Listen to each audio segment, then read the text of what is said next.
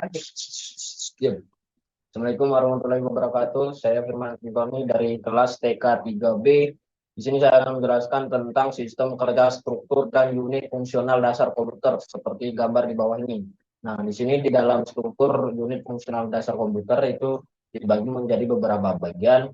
Nah, yang pertama itu input device. Nah, di sini saya akan menjelaskan satu persatu. Apa itu? Yang pertama input device. Input device itu merupakan inputan masukan yang akan mengarah ke dalam proses komputer. Nah, seperti contohnya yaitu keyboard itu termasuk dari output input device. Terus lagi mikrofon itu merupakan uh, input device juga. Terus layar kamera yang sedang saya rekam ini termasuk juga input device. Terus selanjutnya itu ada IO port. Nah, ada IO port. IO port itu input output. Oke, salah ya. Yang selanjutnya yaitu ada output device. Nah, output device itu berupa apa? Berupa contohnya seperti layar. Nah, itu merupakan output device-nya. Terus audio itu merupakan output device. Nah, itu dia. Terus di sini ada input output port. Nah, input output port itu apa sih? Nah, di contoh misal saya sekarang pakai laptop, nah input port itu ya seperti contohnya lubang flash disk ini, terus lubang kaset, DVD, CD itu termasuk input port. Nah, terus ada lagi enggak?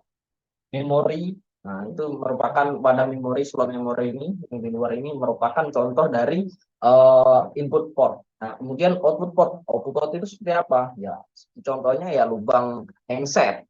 Nah, itu merupakan keluaran untuk audio. Nah, lubang portnya di sini kan ada misalnya.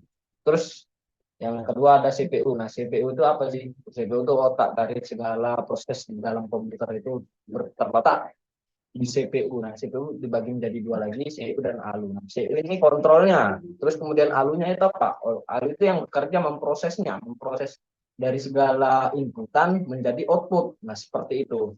Prosesnya itu ya bersifat numerik ya di sini.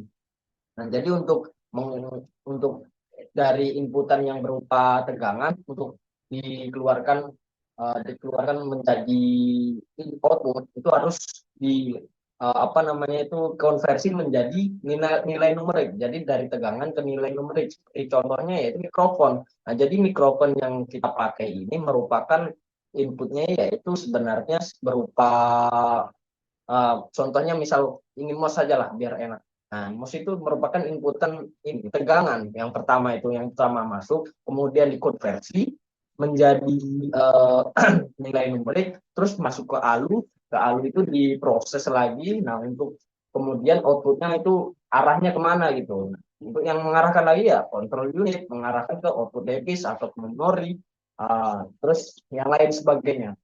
Nah, seperti itu. Terus untuk memori RAM, memori itu dibagi menjadi dua, yaitu memori eh, permanen dan memori sementara. Jadi memori permanen itu merupakan memori yang berhubungan langsung dengan CPU.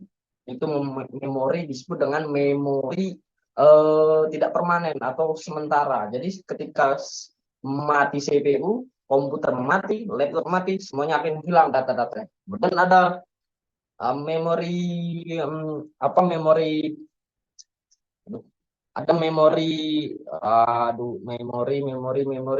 memori yang bersifat permanen, yaitu seperti contohnya flash disk itu sebagai memori yang bisa, terus hard disk, terus SSD itu merupakan memori permanen yang bisa kita lihat lagi walaupun komputer itu sudah mati dihidupkan kembali, kita lihat lagi datanya itu bisa. Nah, untuk prosesnya itu untuk proses CPU untuk memproses itu pertama ada data bus dulu. Data bus ya ini inputan itu juga inputan yang berupa misal MOS itu berupa data kan, nah masuk ke dalam CPU, habis itu CPU mengarahkan ke kontrol bus, terus kontrol bus ke address bus, terus mau disimpan atau di output menjadi outputan.